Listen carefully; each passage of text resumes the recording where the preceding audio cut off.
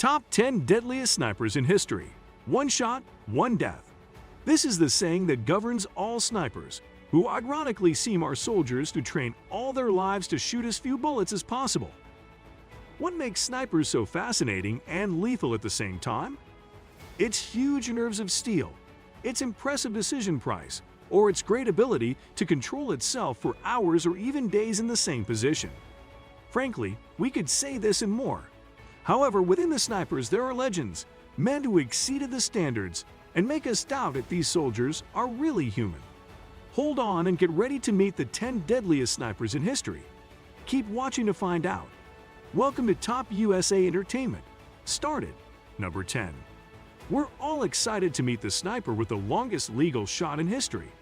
However, that of this soldier is not yet known. First things first, we must know that a shot of 500 meters away that hits the target is already considered extremely difficult. Why? Because too many factors are involved for that small projectile to hit the target, including atmospheric pressure, humidity, temperature, wind direction and speed, sectional density, bullet shape and speed, the Magnus effect, the Coriolis effect, respiration, and so on. That is why a shot that exceeds the kilometer is considered a legendary shot. The record for the longest legal shot has changed over the years. However, one that gained great relevance was that of Rob Furlong, a Canadian sniper who was fighting in Afghanistan in 2002 and who managed to make an incredible lethal shot at 2430 meters, approximately 24 football fields. However, 7 years later, specifically November 2009, Rob Furlong's record was surpassed by Craig Harrison, a British Army sniper who during his fight in Afghanistan managed to throw several enemies at a distance of 2475 meters, surpassing Rob Furlong by 45 meters. However, Craig Harrison's record has been surpassed. The name of this mysterious soldier is not known, possibly for security reasons, as it is very likely that he is still in service, since the record was broken in 2017. All that is known is that he is a member of Joint Task Force 2, a Canadian Special Forces unit, which, using its Macmillan TAC-50 precision rifle, managed to shoot down an Islamic State fighter in Iraq at an impressive distance of 3540 meters, which is the same as the length of 35 football stadiums. This man beat Craig Harrison's record by more than a kilometer, and I just wonder, is this guy human? Number 9. Carlos Hathcock. He was an American sniper who participated in the Vietnam War and has a record of 93 confirmed casualties during his service in the United States Marine Corps. Aided by his rifle, he managed to elevate the discipline of precision shooting to the category of art, and is that this character is very well known for his particular and difficult shots. One of the most famous was when he shot a Viet Cong sniper at a distance of 457 meters, approximately 4 football fields. The impressive thing is that the shot managed to pierce the sights of the Vietnamese sniper and passed cleanly through his eye, causing him an almost instantaneous death. Another of his greatest feats was to liquidate in 1966 the Vietnamese sniper known as Apache. Consequently, a price of $30,000 would be placed on his head. However, despite the hefty sum of money, no Viet Cong soldier was able to catch him. In 1975, due to health problems, he had to retire. However, once he retired from the military, the United States Marine Corps asked him to help them with the creation of the sniper training program. Repeatedly in his life, Hathcock stated that he survived because of his ability to get into something he called the bubble, a state of mind that he described as one of total, complete, and absolute concentration. Sergeant Hathcock, or Whitefeather, as he was called, died on the 22nd of February 1999 at his home in Virginia. Number 8. Chris Kyle. Outside of Hollywood, Chris Kyle was a member of the Navy SEALs. The elite of the Special Forces are Americans. His specialty, precision shooting. This man is officially categorized as the deadliest shooter in the history of the United States of America, thanks to his 160 confirmed deaths. The Demon of Ramadi, as he was known to the Iraqi insurgents, was a soldier who knew how to do his job perfectly well, which is why up to $20,000 were offered for his head during the war. Unlike other snipers who constantly talk to us about the mental part of shooting, Chris Kyle says, "I don't have to worry or do anything special mentally. I look through the crosshairs, channel my target, and kill him before he kills one of mine."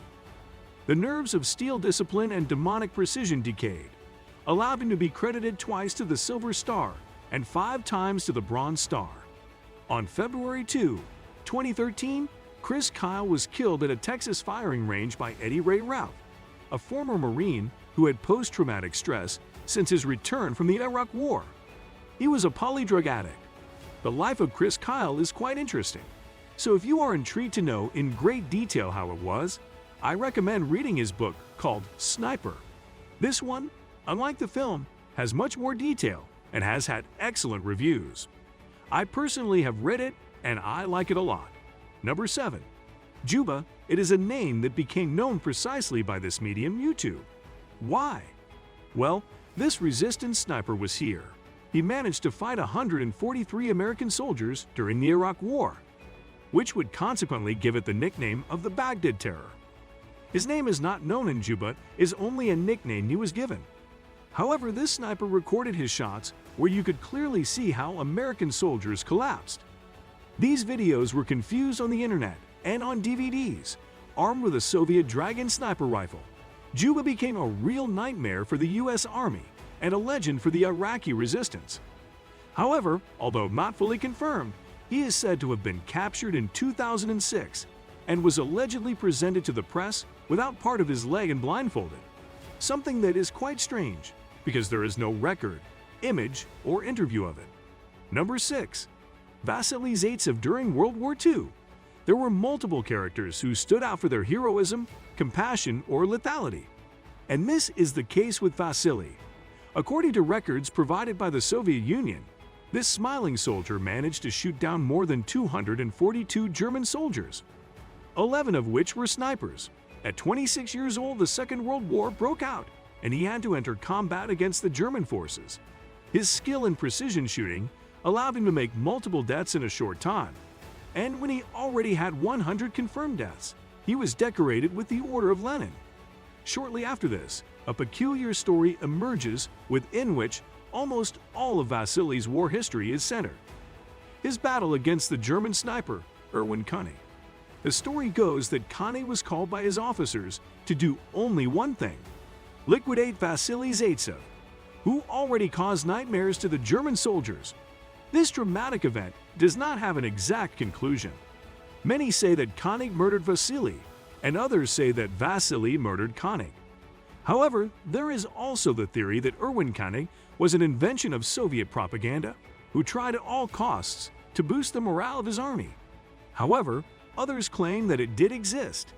This event is very difficult to prove, and to date, no one has the absolute truth. This epic battle rose to fame after the premiere of the film Enemy at the Gates, which narrates in detail and graphically the development and outcome of this combat. If you want to know more details of the life of this character, I recommend you read his book, Memoirs of a Sniper in Stalingrad. Number 5. Soviet sniper Anatoly Chekhov was one of the best of the Battle of Stalingrad. Several categorize this sniper as the best, even above Vasily Zaitsev, as many of his characteristics made him an extremely lethal soldier.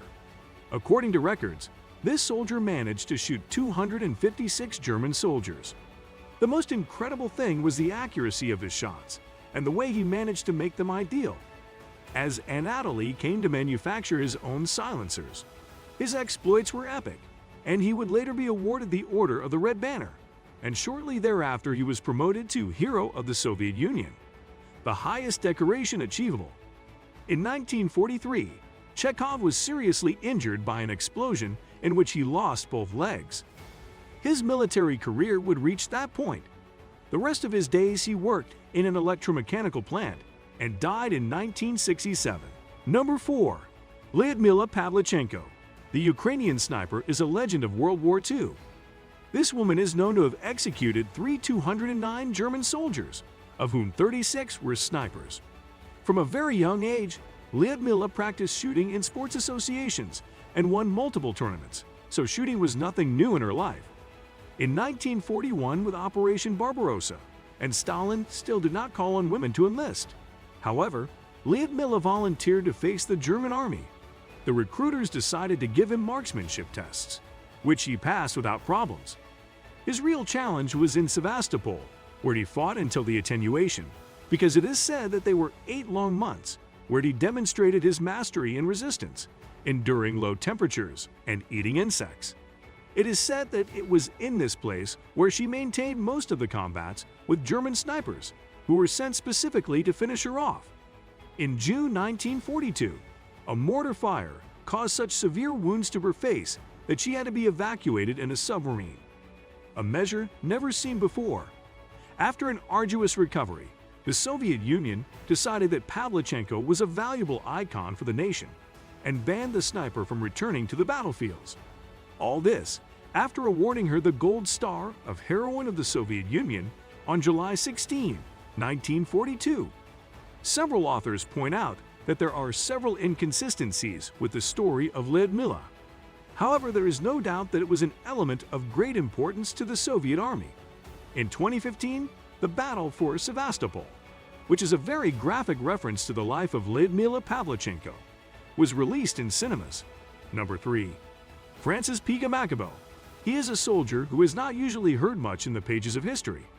However, his story deserves to be told, as this man was undoubtedly the deadliest sniper of the First World War. Francis was a soldier originally from the Ojibwa people, one of the largest native peoples in America, only below the Cherokees and the Navajos. In 1915, Francis fought alongside the Canadian Army during World War I in Belgium and France. He was among some of the largest battles, such as the Battle of Scarpe, the Battle of Passchendaele, and the Second Battle of Ypres, where in the latter he managed to survive the first chlorine gas attack in history. However, this would leave irreparable sequelae to his lungs. During his military career, Francis Pica achieved 378 confirmed deaths. The determination of this man on the battlefield was such that he would be credited with multiple decorations.